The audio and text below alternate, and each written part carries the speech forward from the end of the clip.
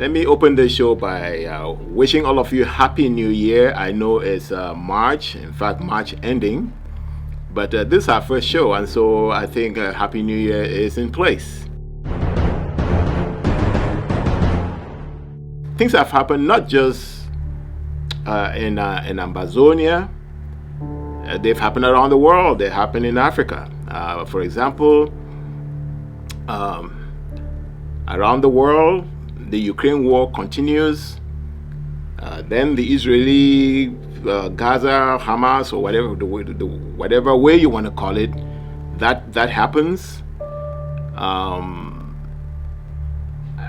want to just slow down a little bit about the Israeli-Hamas struggle, or fight, or war, because it opened our eyes. It opens our eyes about the world, about how the world is governed, the inconsistencies. I think it's really challenged Western democracies in ways that everything we believed, everything they told us, is up now for question, because there are a lot of inconsistencies that must be revealing to us, especially Ambazonians. It is instructive for us to learn from what is going on, and in fact, learn how to manage our own struggle better.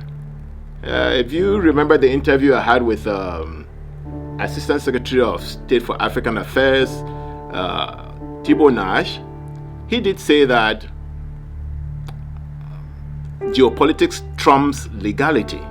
I hate to pour cold water on anything, but I think it's a fact of life that in geopolitical systems, legalities do not trump geopolitical realities.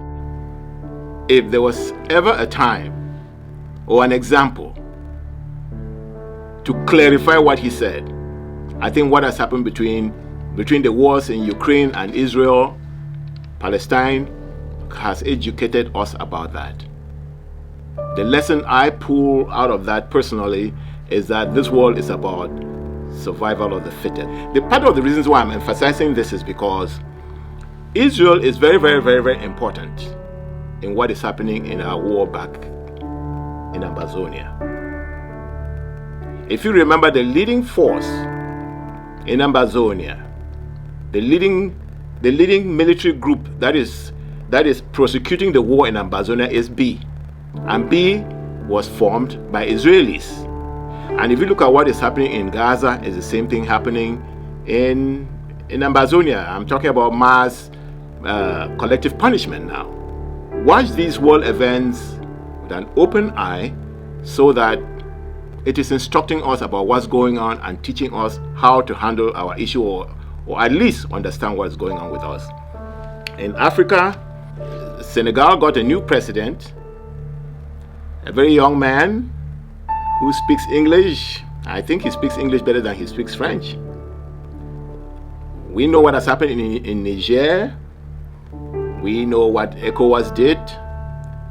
So there's so many things to talk about. I will bring my guests, because I brought someone that's very, very articulate, also has been keeping his eyes on current events, both in the territory, in Africa, and in the world, so that we can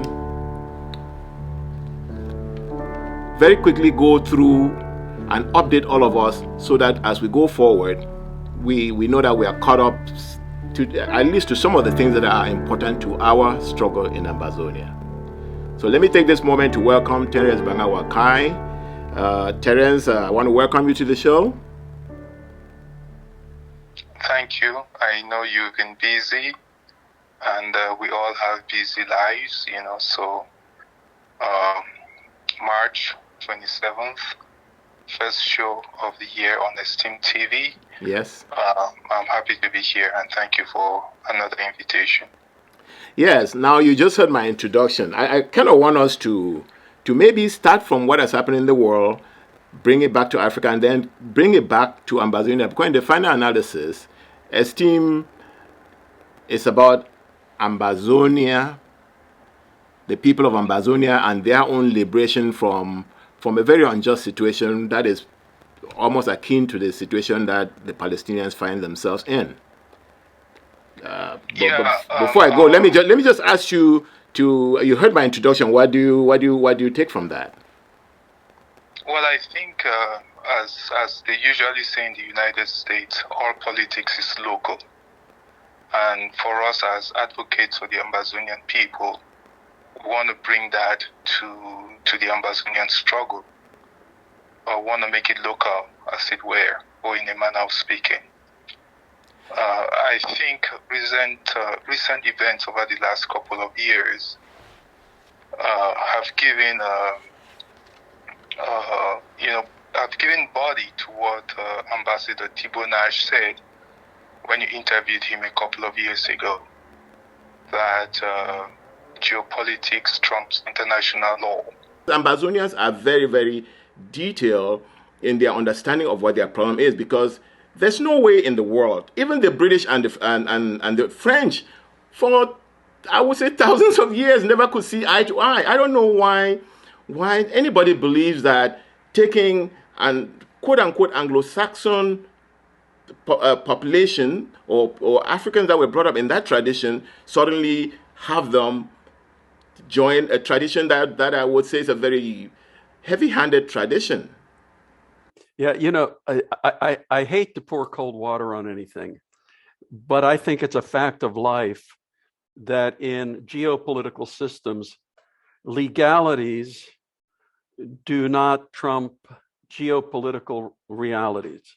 And I'm also kind of like you, coming from a background where after World War I, my native country of Hungary lost 2/3 of its territory, despite the wonderful feelings that Mr. Wilson had for self-determination, because the winners called the shots. And the Ambazonian people have been a victim of this concept since 1961, right? Yes. The eruption of the Ambazonian revolution, of the Ambazonian rebellion, is as a result of the lawyers, and obviously we've had one of the leading barristers of that movement, Barrister Bouton, on your show several times, trying to establish the legality of the association between Ambazonia, or the erstwhile Southern Cameroons, and the Republic of Cameroon based on international law. There is no legality to buttress this association. The geopolitics of global politics has warranted the occupation, the colonization, and the assimilation of the Ambazonian people into French Equatorial Africa under the auspices of the Cameroon Republic. This is a classic example of geopolitics trumping international law. Not only international law, even local laws, because local laws are important. Yeah, but one of the pillars on which the Ambazonian struggle is based on is the United Nations Charter, which obviously is one of the cornerstones of international law.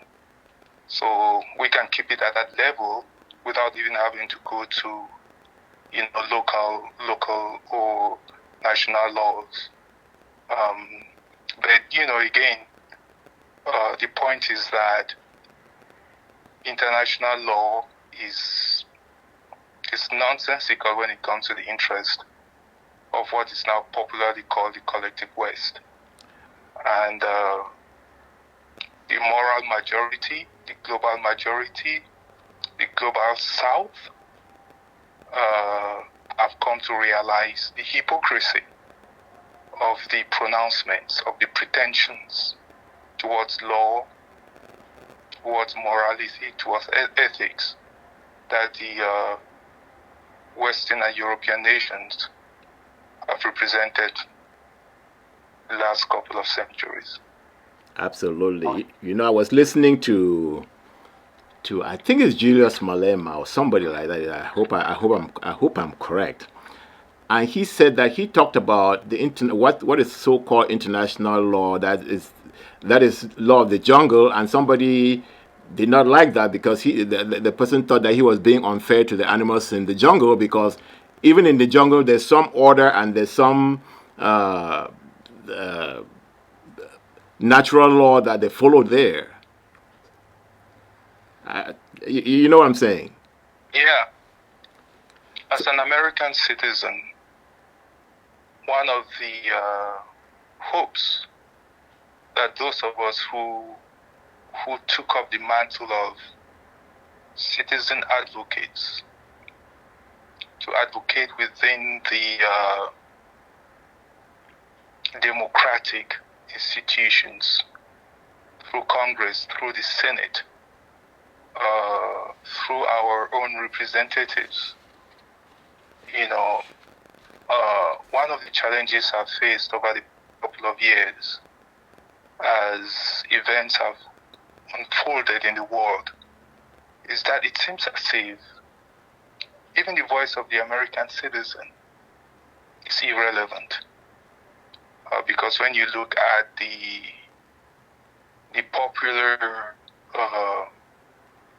leaning of the American public, they're completely against what the United States government, for example, is doing in the stance of the United States government vis-a-vis some of these international crises, But it seems as if the administration, the legislation is not responsive to the desires of the citizenry of the United States as of now, But elections are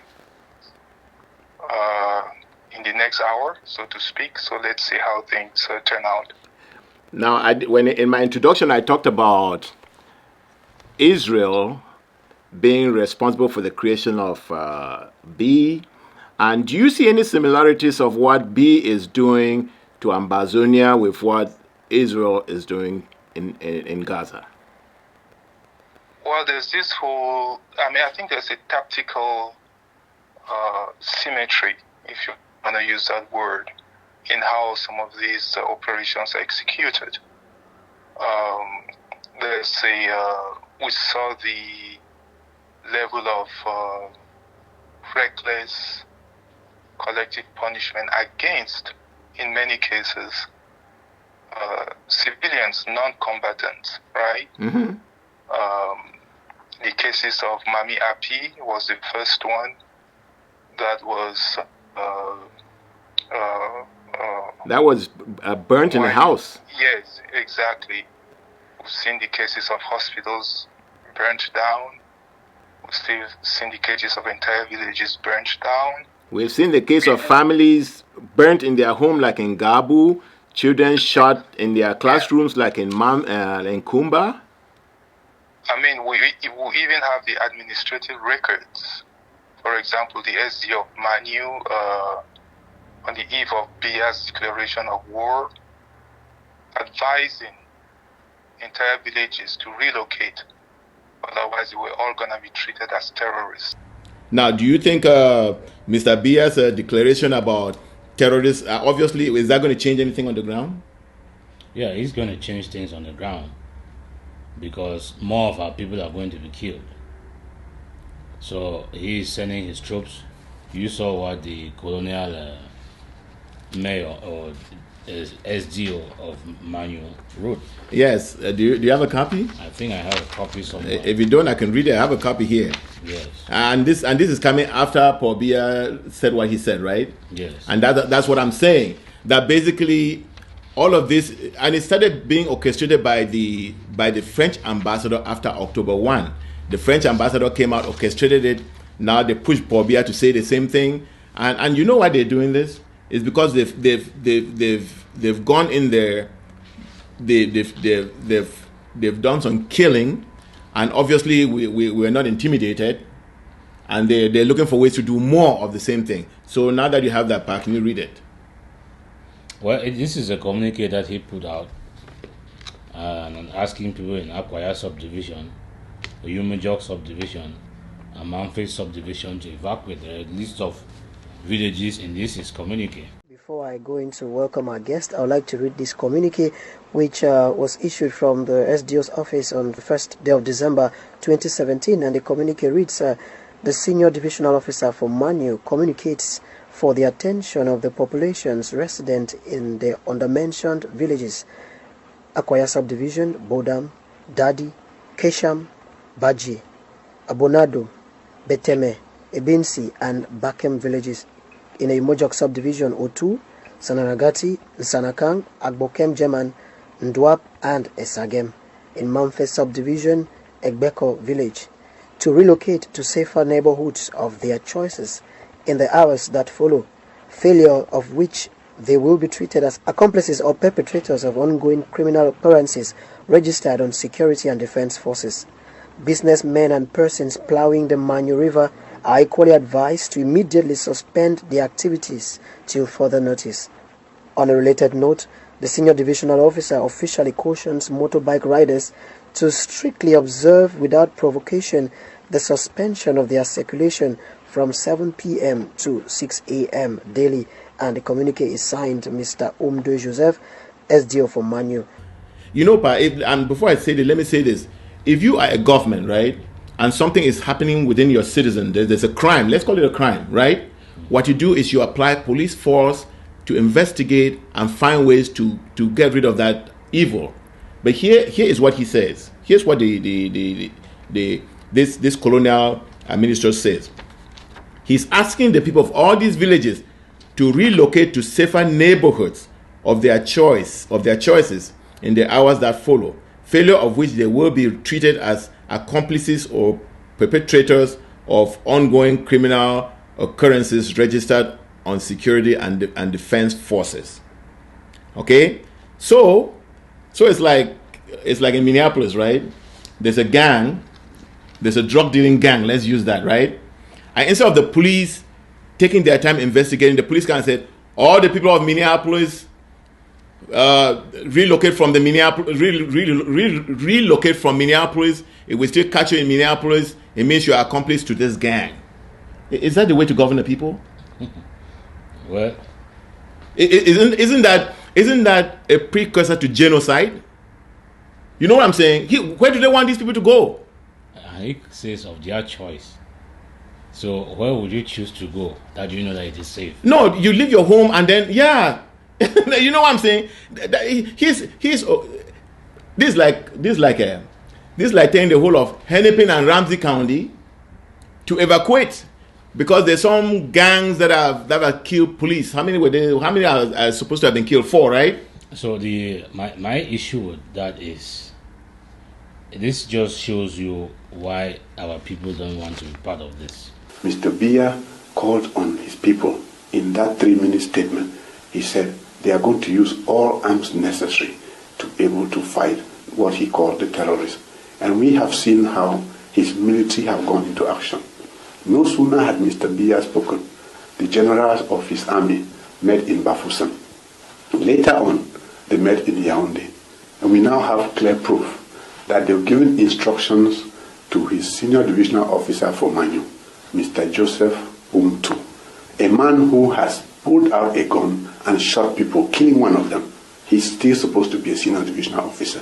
Yesterday, this man sent out a declaration asking people from 16 villages to vacate those villages. We asked Mr. Biya, we asked Mr. We asked Mr. Issa Churuma, where does he expect people from 16 villages to go to? What about the sick? What about the old in those villages? So there are certain similarities in the tactics that we've seen employed in Gaza that we saw employed in Ambazonia at the onset of this crisis. But at the end of the day, I hope I'm not getting ahead of myself. At the end of the day, everything that you discussed in your introduction and that we've talked about so far leads the Ambazonian people, and specifically those who have made a very, very serious decision to pick up arms, that the only option is to fight. And that there is no moral or ethical authority in New York, in Geneva, or wherever. In Canada, there's nothing in Canada. That places the interest of the Ambazonian people over that of the interest that somebody like Paul Biya represents. So the only option for our people, and I think they've already made the decision, at least those who have picked up arms, is to fight until that territory, which wasn't really defined by us, it was defined by international law, until that territory and its people and its inhabitants are given their human respect and dignity by laws that were defined by people who were more graceful, more humane than those who now govern the world. Absolutely, absolutely. I was. You really took this last part from my mouth, because I was going to say that. So those who in Ambazonia have been thinking that the solution for Ambazonian struggle would, for independence, for decolonization, will come from some Western country or even from the UN. It's not there. It will have to come from the Ambazonian people themselves, fighting it out themselves. And I think, Terence, they've just the children fighting, protecting their neighborhoods. I'm not even talking about an army yet to fight for the whole of Ambazonia. Just those children, starting with their rubber guns to wherever they are now, have already accomplished for Ambazonia. An accomplishment which, since 1961, Ambazonians have not accomplished, appealing to BIA, going to the AU, going to the UN. I mean, did all these processes lead to even the fake special status that La Republic is trying to blindfold people with? Well, the special status is a response to the armed rebellion of the Ambazonian fighters. Absolutely, that's what I'm saying. And to go back to your question, I am one of those, along with many Ambazonian-born Americans, along with native-born Americans, who believe in justice, who had believed that by engaging with the American political system, by being what they call in the advocacy world citizen advocates, petitioning your congressman, petitioning your senators, talking to the American media. Those are things that I've done personally in the hope that I was dealing with a system that had respect of international law as one of its toolkits. You know what I'm saying? Yes. But events of the last couple of years have revealed to me that I may have been wasting my time, and that the only option really is, is in the hands of those who've made the ultimate and the correct decision to pick up arms and defend their humanities and defend their villages and defend their lives, whatever way they can, against an occupied and organized invasion that is backed by the same forces that have revealed themselves to have no concern for morals, for ethical human standards, for international law, for that matter. And for humanity, because one of the things that has really grossed out people in what is going on in Gaza is the amount of women and children and just the people killed. It grosses everybody else. Whether they are, it doesn't matter who they support. But there's no concern. Go ahead, please. When we see that writ large, because obviously Gaza has a much more global appeal in terms of media than, for example, Ngarbu or anything that happens in Ambazonia. But again, we see the victims being women. At times, there are times when they are pregnant women, children. We see hospitals being targeted. We see, children shot. I think they like three babies that have been shot dead in Muyuka, in Boya, and in Bamenda. Remember baby Caroline, and then the baby in Muyuka where the parents ran when the police were coming, and when B was coming, and they went and shot the kid in the bed. Yeah, so those are stories that are just as impactful for those who are concerned or personally affected by those incidents. They're just as impactful for them as they're impactful for Gazan families, But again, the struggle of the Ambazonian people doesn't merit the same type of attention. Doesn't merit the same type of media attention that the other peoples in the current conflicts in the world get. But be that as it may, I think the bottom line is what events of the last couple of years have displayed is that the only option is for those who are affected by this international system of lawlessness is to fight, and fight like there's no tomorrow. And those who have made that decision to pick up arms to fight for themselves, you have to fight until victory. Yes. Yes, and the attention to the Palestinian issue is becoming a frontline issue around the world because of what Hamas did on October 7th. They had to go to that extreme to get the kind of response they're getting. But talking about attention, Terence, I want you to make a comment about this. South Africa did intervene in the case of the Palestinians and took Israel to the International Court of Justice.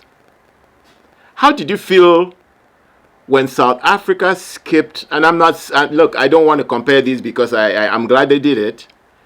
But how did you feel when South Africa, you just talked about the importance of the Palestinian situation with ours, but the crimes are the same, and the victims feel the same about their own victims. How did you feel when South Africa skipped the situation in Ambazonia that has been going on for 5-6 years before Israel came, before the situation in Palestine came, and then they act forcefully, very forcefully in the situation in Palestine, and has completely ignored the same kinds of things going on in Ambazonia, perpetuated by the same people. If you want to trace what is going on, ladies and gentlemen, if you want to trace what is going on in Ambazonia, it is the same thing. That it comes from the same source.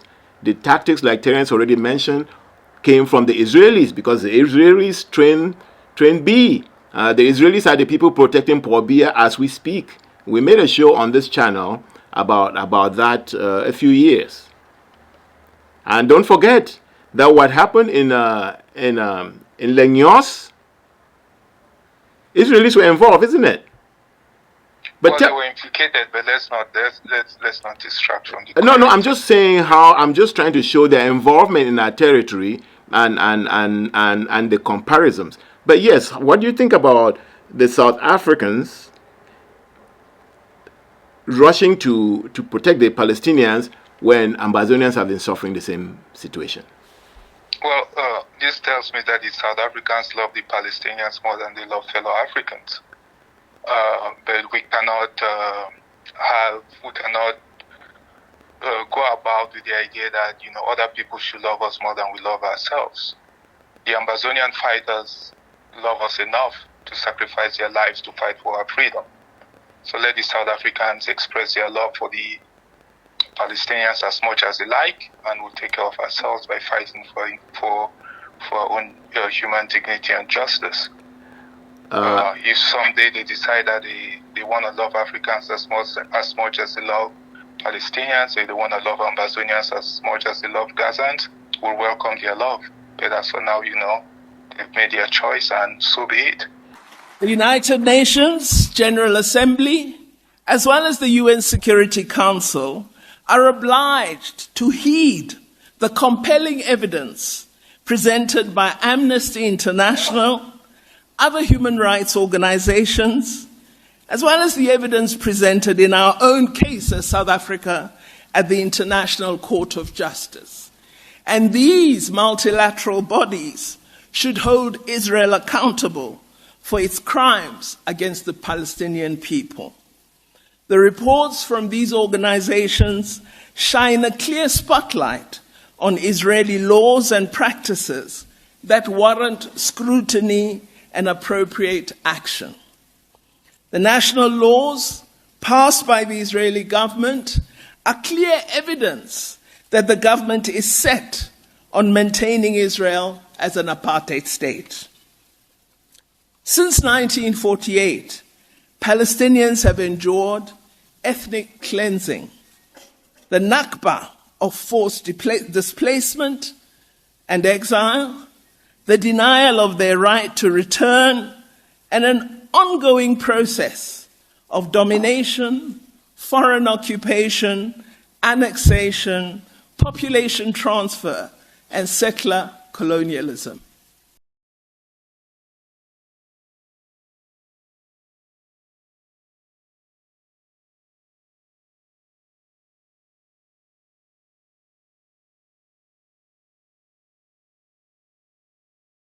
There is value in what they say charity begins at home. Because when you practice charity at home, you empower yourself to then move forward. If South Africa had united the whole of Africa and we became one big country, using all our minerals the way we should use, we will become one of the most powerful countries in the world. And therefore, their intervention in Palestine will be more effective rather than go and complain and still come back and wait. You know what I'm saying? Do I make sense? It do make sense, but I think, having said what I've said, I think the intervention in the Gaza situation has been very important. No, absolutely.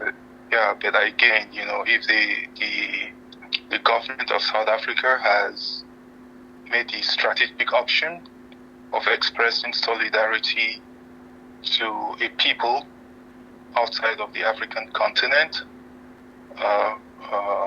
and that's their choice, and that's their diplomatic choice, and ultimately, the redemption of the Ambazonian people, the recognition of the humanity of the Ambazonian people, is dependent not on whether the South Africans or the Nigerians, as they have already been ordered to do by their own legal authorities, take up our case. It depends on, as we now know, the fight of the Ambazonian soldier. Absolutely. Nothing less, nothing more. We have to fight and fight relentlessly for our humanity. There is no UN, there is no Washington, there is no London. There's no African Union. There's no African Union, there's no ECOWAS, there's not. All of these institutions or organizations are the beck and call of what I once called the NATO brigade. The declining and diminishing NATO brigade. But they still remain a very powerful force, and the Ambazonian fighter must continue the duty that they've given up. They've given to themselves to defend the homeland. I just want to continue with this theme of Ambazonians to fight for themselves, and that fighting for yourself, just the same as the Palestinians are fighting for themselves, and say that who could have believed, Terence, that a France-Afrique country will be the country that is actually showing the example in Africa on how to self-empower. And I'm talking about what has happened in Mali, in Niger, in Burkina Faso, and how these people have single-handedly kicked out the French, owned their resources, and beginning to come together as a confederation to become more powerful. If somebody would have asked you like 5 years ago, would you think that the liberation of Africa or the next step for Africa would be coming from a France-Afrique country? Yes, absolutely. Ambazonia is a France-Afrique country. Ambazonia was forced into the circle of French Equatorial Africa. And I've made this argument for quite some time that the idea, what the Ambazonia struggle articulated, going back 20-25 years ago, we created an articulation of our struggle, not as a struggle against Ahidjo and Paul Biya, but as a struggle against France-Afrique. You know, I was talking to, well, I didn't talk to, I communicated with an individual about a website that was created probably over 20 years ago called France Watcher. Yes. FranceWatcher.com, yes. .org. Oh, .org, yes. And I traced what is happening in Niger and in Mali and in Burkina Faso to the ideas that were articulated by that website. That little website, that little blog, the ideas that the Ambazonian struggle articulated against France-Afrique are the same ideas that you see being articulated in these countries today. And I have gone as far as to claim that the seed of the Ambazonian revolution is what is propelling. I mean, the ideas are absolutely the same. The ideas are absolutely the same. We have always articulated that our fight are not against the Cameroonese people. Our fight are not against the Cameroonese people. Our fight is against a France-Afrique colonial structure, a system of economic slavery, lubricated through a CFA franc, a colonial currency, copied and pasted from Nazi Germany, from the Nazi Germany occupation of France. That is currently in place and destroying the African people and destroying our relatives, our friends back home in all of these France-Afrique countries.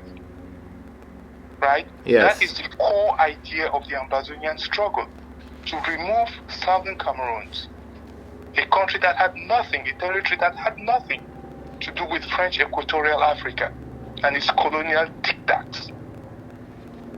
And that is exactly what the people in the Sahel region are doing. They are removing themselves. Fortunately for them, they have empowered military people who think the same way that the Ambazonian fighters think. But the advantage that they have over the Ambazonian fighters is that they were in charge of institutions that could leverage their resources and their power to change things. The Ambazonian fighter doesn't have access to those institutions, to those levels of power, to those tools that can enable them to remove the Ambazonian population from the heel of French dehumanization and exploitation. There are Ambazonian native-born Ambazonian individuals within the systems of France-Afrique who may have more or less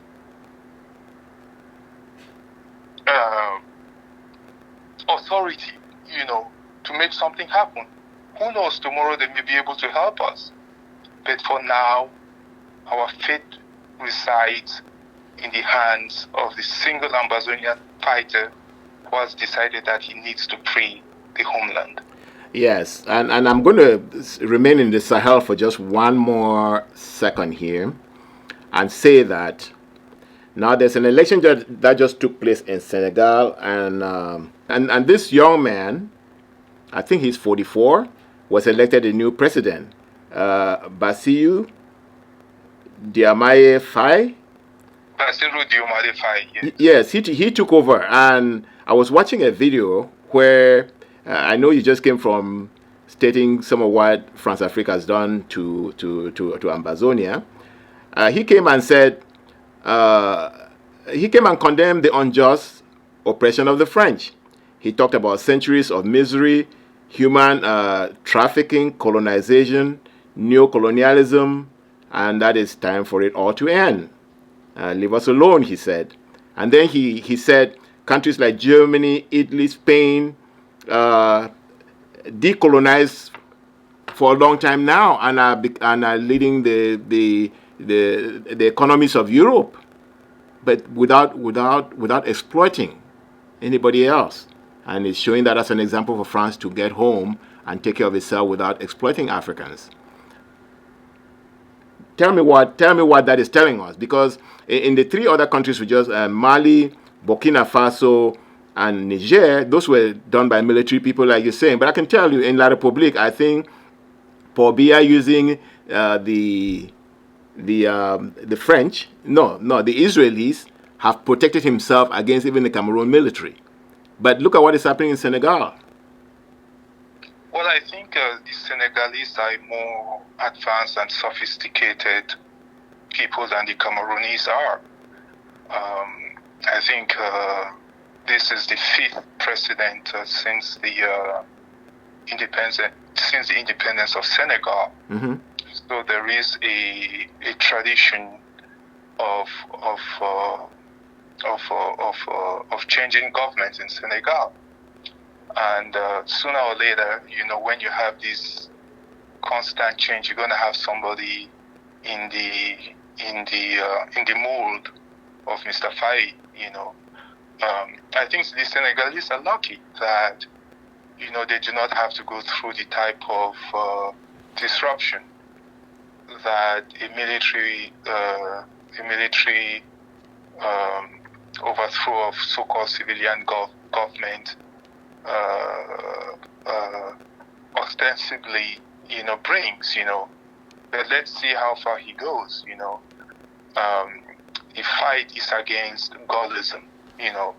There's no equivalent of Gaullism in colonial Spain in terms of the colonies they had in Africa, or in Portugal in terms of the colonies they have in Africa after decolonization, or Germany after decolonization of the territories in Africa. Yes. Gaullism was about the concept that France must be a major player in international affairs. And Charles de Gaulle, thought that the only way to do that was to remain a colonial master of these African countries. And what we're dealing with in France Africa is the vestiges of Gaullism. And I think in places like the Sahel, they are doing away with those vestiges in a very militaristic and abrupt way. I do not know let's see how the Senegalese deal with the vestiges of Gaullism in their new dispensation. But obviously, the man speaks very well. He speaks very strongly. He speaks like an Ambazonian who speaks against France Afrique, And, absolutely. He speaks the way somebody like Felix Moumier, if you want to talk about Cameroonese, because there are definitely Cameroonese who think, or who have thought, or at least have expressed the type of ideas that we see expressed in Burkina Faso and Niger and Mali. The Felix Moumiers of the world, they did express that. There was the other guy you mentioned who started protesting, and they made him an ambassador and took him out of the country. Who was that again? Remember, in Cameroon? Well, Ferdinand, I don't know, is it Ferdinand Oyono? Yes, I think that's the person. Well, Ferdinand Oyono was a writer, and a very, very, he used satire in the most sophisticated way to expose the folly of French colonial rule. And the story is that he was seduced into becoming part of the the establishment, of the French establishment, or what they would call the NATO Praetorian Guard in the periphery. You know, ultimately, what matters is that those who have decided to enact justice for themselves must fight for it, right? Yes, absolutely. And you know, change comes from the commitment of a dedicated few, not from the masses. Absolutely. And the Ambazonian fighters, the dedicated few, they are the spearhead of our struggle. And as a dedicated few, they will find a way to bring freedom to the dispersed masses that content themselves with,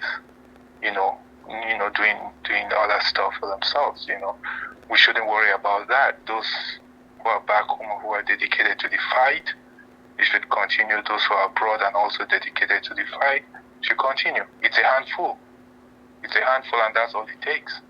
You know, there's no revolution in the world that is fully engaged by the masses. The masses come at the end of the revolution, right? They board the train at the last stop with the destination. Those who lead the revolution board the train at the first stop, and they go through 500 different stops, 500 different challenges, 500 different dates before they arrive to the destination. And at the last stop before the destination, before they take off for freedom land, then the masses come in, and we'll welcome them at that time. It's okay.